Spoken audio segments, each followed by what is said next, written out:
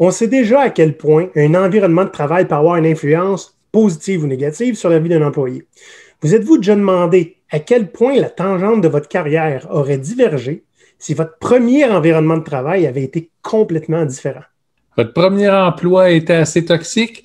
Pouvez-vous vous imaginer où vous en seriez aujourd'hui si ça n'avait pas été le cas? Ou encore, votre premier boss était vraiment génial.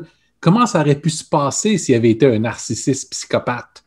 Aujourd'hui, on va parler de la première expérience d'emploi puis de l'impact que ça va avoir sur le restant de votre carrière.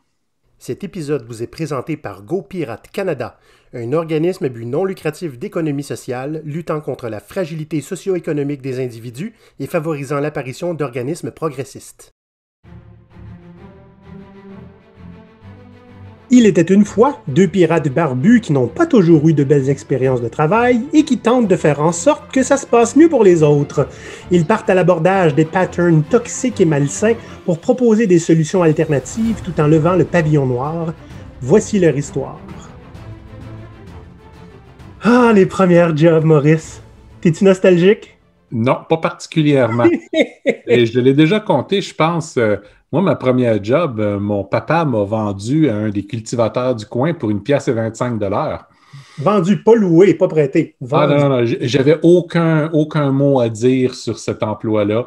Ça prenait mes étés au grand complet à décharger du foin. Et ouais, j'en garde pas Ça, nécessairement c'est les meilleurs souvenirs. premier emploi de jeunesse, n'est-ce pas? Il y a aussi le premier emploi dans notre domaine qui va dominer les restants de notre carrière, le premier domaine, parce que des fois on change, qui, lui aussi, ce premier emploi-là dans ton domaine va être déterminant sur ce qui s'en vient. C'est vrai.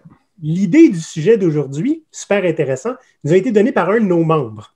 Fait que j'ai regardé ça, puis je me suis dit, il me semble que j'en ai pas mal à compter là-dessus. Fait que on fait un épisode. Tu sais, essentiellement, l'idée derrière tout ça, c'est qu'on est un peu le produit de notre environnement. Hein? Puis, quand on commence, au début, on sort de l'école, de l'université, on n'a pas encore pris les bons ou les mauvais patterns du marché.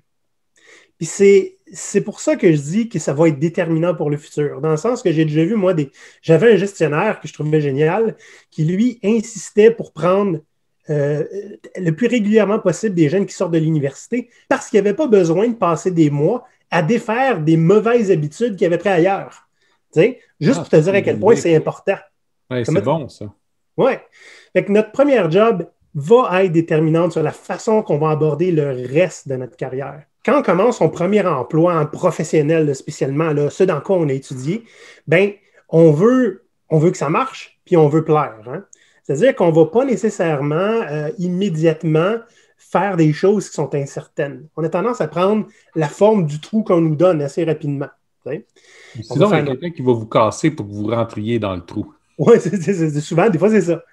On veut faire nos preuves. On est au courant qu'on est sur le premier échelon, hein, puis on voit toute la grande échelle en haut agrandir. On se crache dans les mains. On fait les choses by the book, puis on se dit ça va bien aller. Puis ça se peut qu'il y ait une coupe de briques qui nous tombe sur la tête, ben de bonheur, puis ça se retourne contre nous. Fait qu'aujourd'hui, on va voir un petit peu, dans le fond, en 3 parties, l'impact de commencer notre carrière avec une job toxique. On va encore une fois, Maurice, parler des stages, parce que les stages, c'est notre premier contact avec le monde du travail qui nous attend.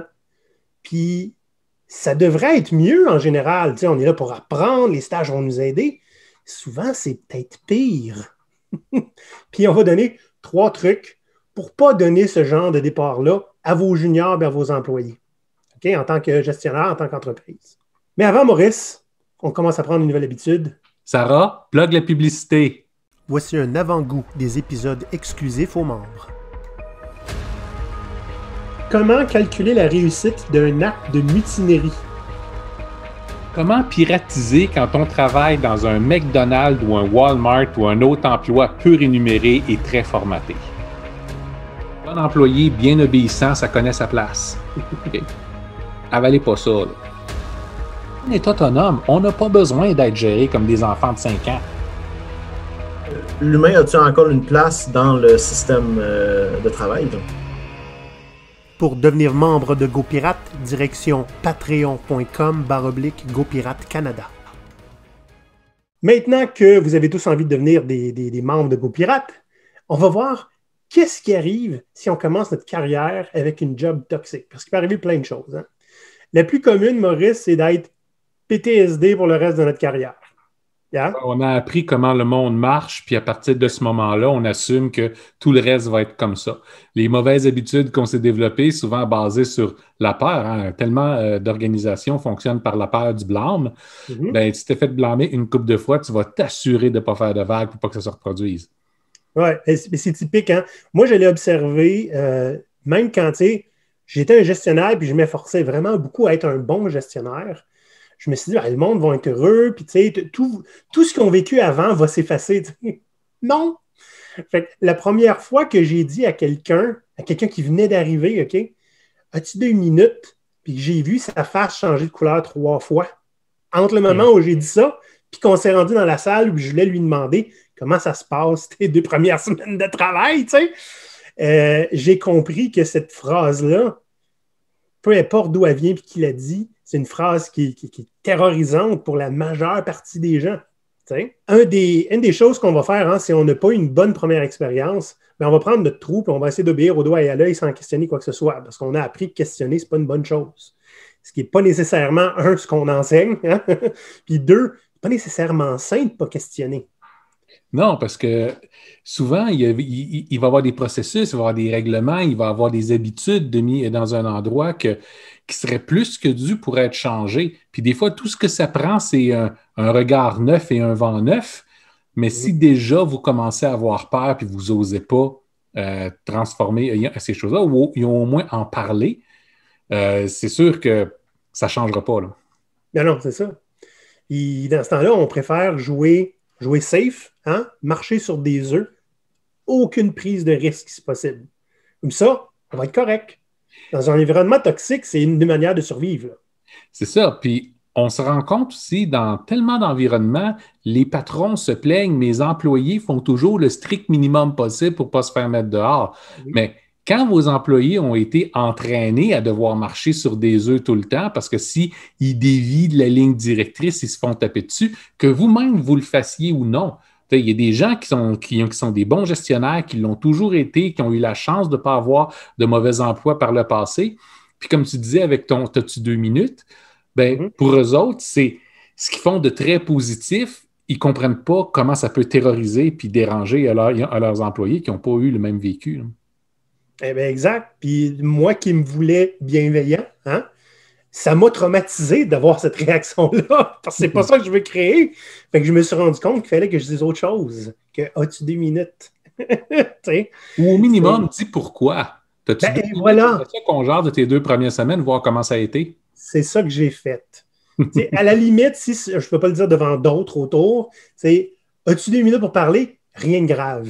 C'est à propos de moi, au pire. Fait que c'est ça. Et, on dit souvent, quand on parle d'agentivité, hein, puis c'est le fait qu'on a été brainwashé un petit peu à demander la permission de faire notre job, c'est de là que ça vient. Là. Mm-hmm. N'est-ce pas? Mais ça, c'est quelqu'un à la limite, quelqu'un qui essaie de survivre en faisant le mieux qu'il peut. On vient d'en parler. Voyons si ça se passe un peu plus mal, puis que nous, on devient toxique pour survivre. Parce que ça arrive aussi. Hein? Ah. Quelqu'un qui comprend comment le système marche, puis qui va contribuer à le toxifier davantage pour survivre mieux que les autres. Bref, tu deviens un collaborateur. Un collabo, oui, c'est ça. Puis soudainement, tu vas avoir un maudit bon intérêt que la situation ne change pas parce que le jour où elle va changer, tu vas voir que tous ceux qui ont été victimes de ce que tu as fait vont se retourner de ton côté. Et voilà. C'est un premier exemple que j'ai vu moi-même et c'était d'une tristesse. Devenir le délateur officiel du patron, la snitch. OK? Un petit nouveau qui venait de commencer, qui s'est rendu compte à quel point le patron contrôlait un peu qui pouvait discuter avec qui. C'était quand même spécial, ça te montre à quel point c'est toxique, OK? Fait que lui, il a commencé à faire « Ah ouais, on n'a pas le droit de parler au téléphone, nous autres, pendant le travail. » Lui, il est allé dans la salle de conférence en sortant son téléphone. Il allait l'écrire au patron après. OK? Fait que c'est ce que ça a fait. Ça, c'est le nouveau qui essayait de survivre dans un environnement qui était toxique. Ouais, j'ai connu ça aussi, des gens qui vont juste être là, observer les autres, prendre des notes, souvent plutôt que faire leur propre travail. vérifier toutes les autres qui ne font pas l'heure, puis après ça, à les dénoncer. Hein. Une des personnes qui travaillait là avait comme expression de dire « tu pètes à côté, puis le patron trouve que ça pue ». Donc, Mais c'est ça. Est-ce qu'on peut vraiment leur en vouloir? T'sais? Je veux dire, c'est la loi de la jungle dans les entreprises toxiques. Il faut que tu survives ou tu t'en vas. Justement, Mané, c'est parce qu'il faut que tu décides, tu fais partie de quel groupe? Le groupe des opprimés ou le groupe des opprimeurs? Si tu décides d'aller du côté du groupe des opprimeurs, attends-toi pas à te faire aimer des autres. Parce que même si tes habitudes de délation sont super secrètes, les gens vont s'en apercevoir, ça ne sera pas bien long. C'est sûr, ils vont faire des liens. Il y a un autre phénomène, Maurice, qui arrive, qu'on a parlé quelques fois, puis qui va arriver nécessairement dans un environnement qui est plus toxique, là. C'est, tu te rends compte que si tu deviens indispensable, tu peux faire pas mal ce que tu veux, puis tu vas survivre et même prospérer dans un environnement comme ça. Fait que je peux traiter les autres comme je veux, je suis indispensable maintenant. Donc, je vais survivre à la toxicité de l'environnement.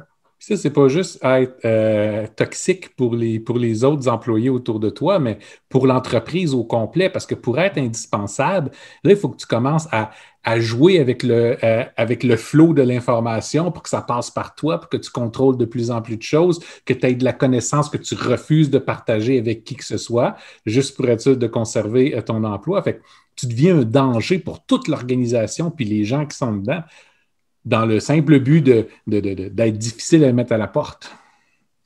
C'est quand même spécial de ne pas vouloir quitter un environnement toxique comme ça, mais c'est parce qu'il y en a que ça les arrange. Oui, puis on a encore l'habitude, on a tout été élevé de trouve-toi une job stable, puis tu vas être là pour les 40 prochaines années de ta vie. Et juste ces plus jeunes générations qui ont même de la misère à concevoir ce que ça peut vouloir dire. Ouais. Ah, puis naturellement, les gens un peu étranges comme moi qui... après 4 ou 5 ans, je ne comprends pas comment on peut rester au même endroit. Mais ça, c'est juste moi. Non, mais tout est spécial, Maurice. Oh. Là, on a parlé beaucoup d'un environnement de travail qui sont négatifs, mais il y en a des positifs. Okay? Oui. Avant qu'on se fasse dire qu'on n'en parle pas assez, on va en parler là. Un environnement positif, surtout pour un premier travail, qu'est-ce que ça va faire? Ça va te mettre en confiance de tes habiletés. Même s'ils ne sont pas extraordinaires, ce que l'environnement positif va te faire va être de dire, c'est correct si tu ne sais pas tout, tu vas apprendre. Maintenant, qu'est-ce qu'on peut faire pour t'aider? Puis tu vas toujours avoir comme réflexe, les gens qui sont dans cet environnement-là ou dans le travail en général sont là pour m'aider, puis je suis là pour les aider. C'est correct si on ne sait pas tout. On va juste travailler ensemble pour trouver la solution. C'est correct s'il y a une gaffe qui se fait, on va travailler ensemble, régler la gaffe, tout le monde apprendre, puis en rire. Cette différence-là est complète parce que quelqu'un qui va rentrer dans un environnement positif va apprendre tellement plus vite, gagner en confiance. Donc, plutôt que de faire le strict minimum possible, va toujours être en train de se demander où est-ce que je peux aller, qu'est-ce que je peux faire de plus, où est-ce qu'on peut amener cette idée-là. Vouloir briller, pas juste par ambition personnelle, mais parce qu'il est intéressé puis motivé par le travail. Vous voulez avoir des bons employés, donnez-leur un bon environnement de travail dès le départ. Puis vous allez créer des gens dont la carrière complète va être une force positive. Oui. Et tu sais, je me suis souvent demandé combien de fois il faut se faire shut down pour qu'on se taise à jamais. Hein? De se faire écouter dans ton premier emploi. Puis, tu sais, des fois, on va demander quelque chose, ça sera non, là, hein, c'est pas grave. Là. Mais juste de se faire écouter, de se faire comprendre, puis, tu sais, c'est-tu vraiment si mal que ça de se faire dire, essaye-le donc. Oui. Oui. Montre-nous que ça va marcher facilement, rapidement. Là, tu sais. Ça, ce que ça va faire, ça va être enseigner à la personne que son boss n'est pas son ennemi. Oui. Puis, oui, on sonne souvent comme si le boss était l'ennemi. Puis, avec raison, parce que dans bien des cas, ça l'est. Mais si tu as un boss qui est réellement positif, encourageant, encadrant comme il faut, on ne parle pas de micromanager là, ici, puis supportant, c'est quelqu'un de positif, c'est quelqu'un que tu vas vouloir suivre dans le leadership, c'est ça. Ça ne se demande pas, ça se mérite. Quand les gens veulent te suivre, tu es un bon leader. Tu vas être un bon facilitateur de création ou de révélation de talent. T'sais, à ce moment-là, tu as beaucoup moins besoin de te baser sur des superstars mercenaires qui vont venir avec le bagage d'habitude, d'intention puis leur propre agenda. Puis tu peux plus te baser sur faire grandir des gens au sein de ton organisation, ce qui non seulement coûte moins cher, mais qui donne des gens qui vont être plus en mesure de travailler selon tes propres objectifs, là, puis les objectifs de l'entreprise. Tu sais, les gestionnaires qui agissent comme ça, eux, ont probablement beaucoup moins à se plaindre que les employés ne prennent pas d'initiative. Hein? Là, on va parler, hein, si vous nous suivez récemment sur LinkedIn, sur les podcasts, on a parlé souvent de stage, hein, parce que c'est un sujet qui va revenir souvent. On a un projet qui s'appelle l'Académie Pirate, on va en parler un petit peu plus tard, et qui touche le monde des stagiaires. Puis, c'est quoi un stage au départ? Hein? C'est le premier vrai contact avec le monde du travail pour lequel vous avez étudié. Okay? Donc, en théorie, ça se veut quelque chose qui va être très, très instructif, dans lequel on va apprendre un paquet de choses, on va apprendre les us et coutumes du marché, hein, etc. Et en théorie, ben, tout va bien se passer. Mon œil! On a entendu, nous autres aussi, des histoires de stages qui n'ont pas beaucoup d'allure. Moi-même, j'ai eu un stage, Maurice, il y a 20 ans. Je vais vous raconter un petit peu l'histoire de mon stage puis ce que j'ai appris. Mon stage, moi, j'ai étudié dans quelque chose qui n'existe plus. C'était essentiellement de la création de documents par ordinateur.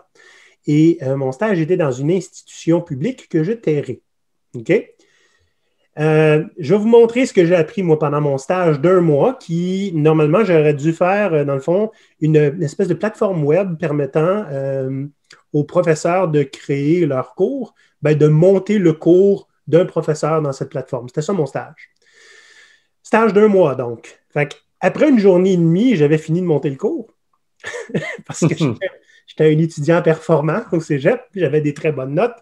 Puis essentiellement, j'ai aidé un petit peu les profs à enseigner. Fait après une journée et demie, là, qu'est-ce que vous pensez que j'ai fait le restant de mon stage?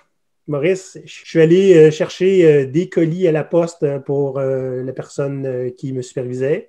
Je suis allé chercher des documents à la bibliothèque pour les personnes qui me supervisaient. Je suis allé poster des choses, j'ai trié des papiers et des factures, fait des photocopies. Ça n'avait pas bien rapport avec le reste de mon stage. Fait que je ne sais pas si c'était mal préparé, s'ils n'ont pas compris ce que je devais faire, s'ils n'ont pas compris que j'étais un élève performant. Mais tu étais performant. Ils t'ont donné plein de petites activités, puis tu les as faites comme il faut. Tu étais super occupé. J'ai été productif, oui, c'est ça, au bout. J'ai fait toutes les tâches.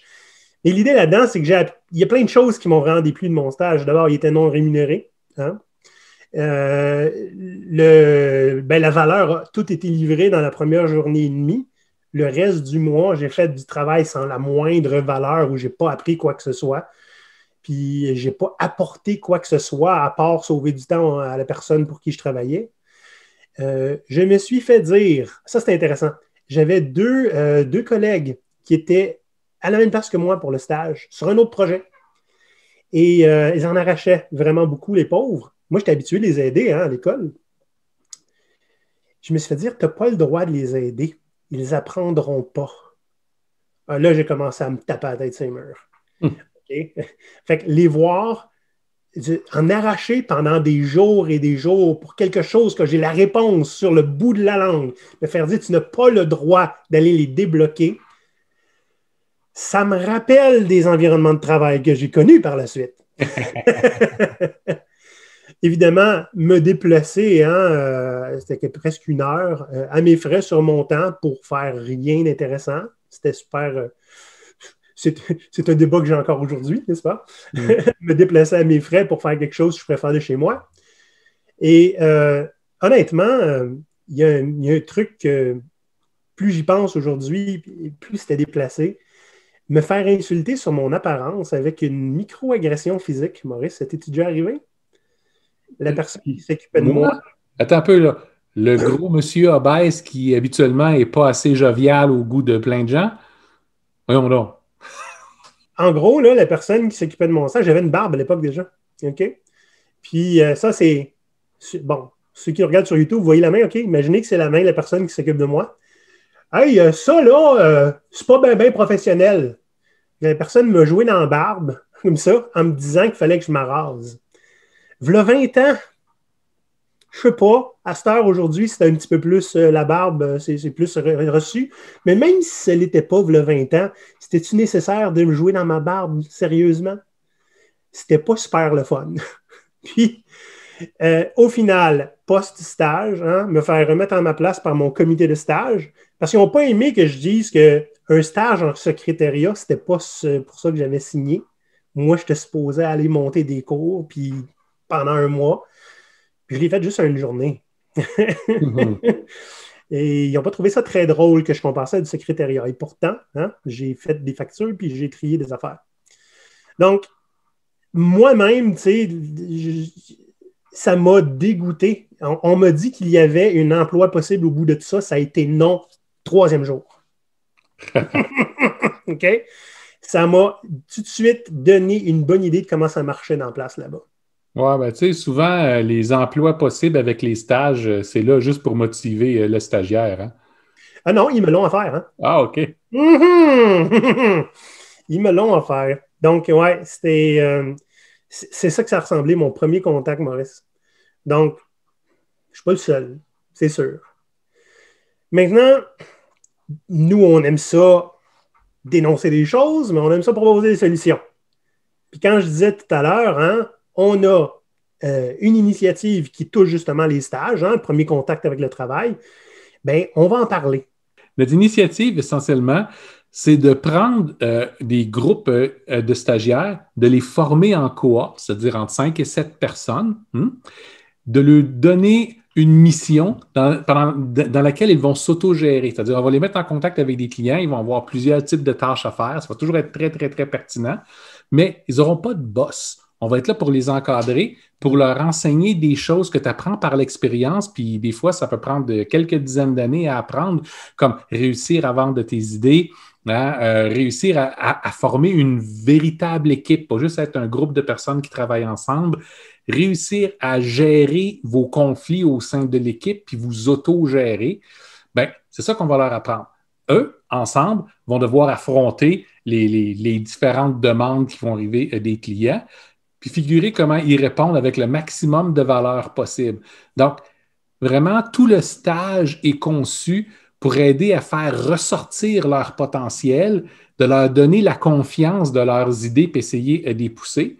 Puis en même temps, ben, de le faire dans un environnement qui est sécuritaire parce qu'on a nous autour qui sont là pour les aider, mettre le break quand il y a besoin d'avoir un break. Quand ils vont se planter, ben, de leur montrer comment prendre un risque contrôlé pour éviter que ça devienne une catastrophe. Puis comment interpréter la valeur qu'ils vont créer. Fait qu'en gros, dans leur premier contact avec le travail, là, ils vont faire du vrai travail avec des vrais clients, avec des vrais projets à mettre dans leur portfolio. Bref, tout le contraire de ce que moi j'ai vécu. Et tu sais, quand on a designé ça, Maurice, c'était basé sur c'est quoi l'expérience de travail que nous, on voudrait avoir, la meilleure.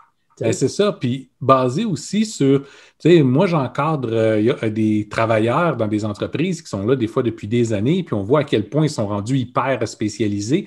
On voulait leur permettre de toucher à des sujets un peu différents pour qu'ils comprennent un peu ces sujets-là. Tu sais, combien de fois on voit en entreprise des gens qui sont des exécutants qui n'ont même aucune conscience de notion de budget, hein, ça ne les concerne pas.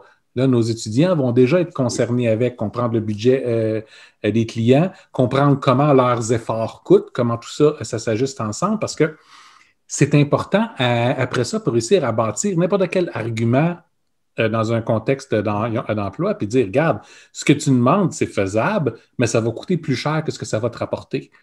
Es-tu sûr que c'est une bonne idée? Oui, et rapporter. Fait que là, tu as de la valeur aussi.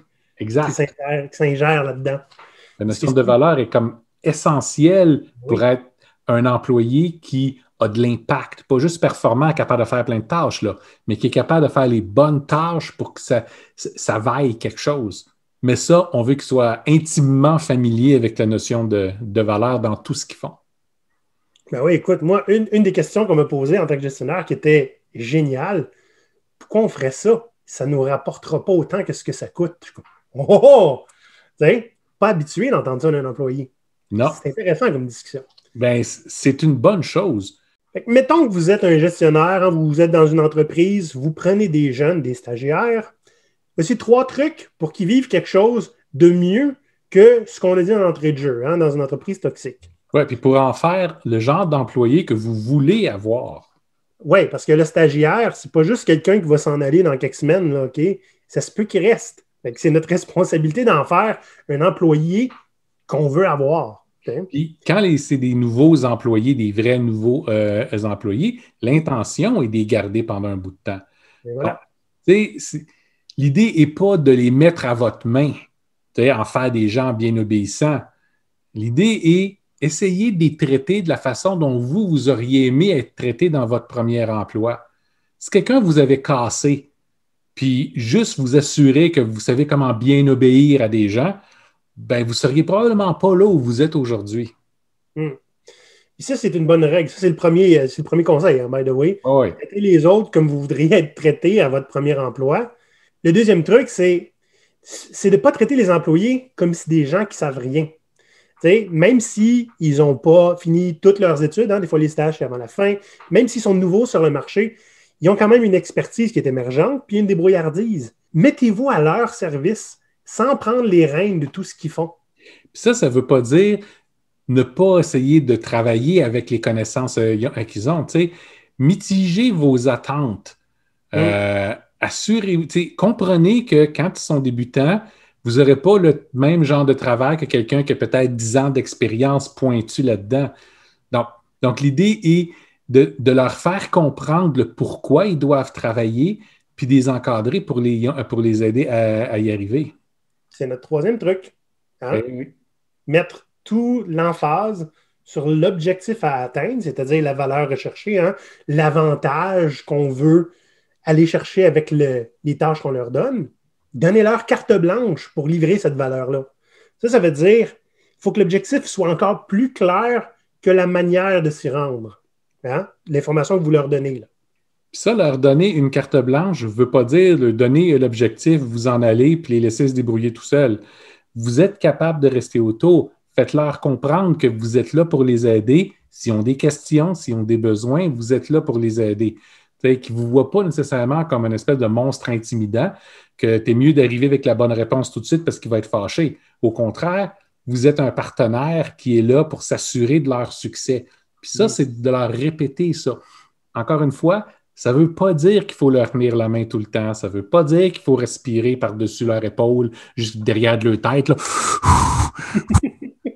Alors, donnez-leur l'espace qu'ils ont besoin, mais restez dans leur champ de vision, et non pas l'inverse. C'est pas à vous de les surveiller, c'est à eux autres de regarder, OK, il est là, je suis capable de demander si j'ai besoin, fine, je vais essayer quelque chose. J'aime ça. Ça change les rôles de bord. Oui, hein? Oui. Maurice, là, on vient de faire un épisode sur le premier emploi. Je me demande si un jour, on va faire un épisode sur le dernier emploi.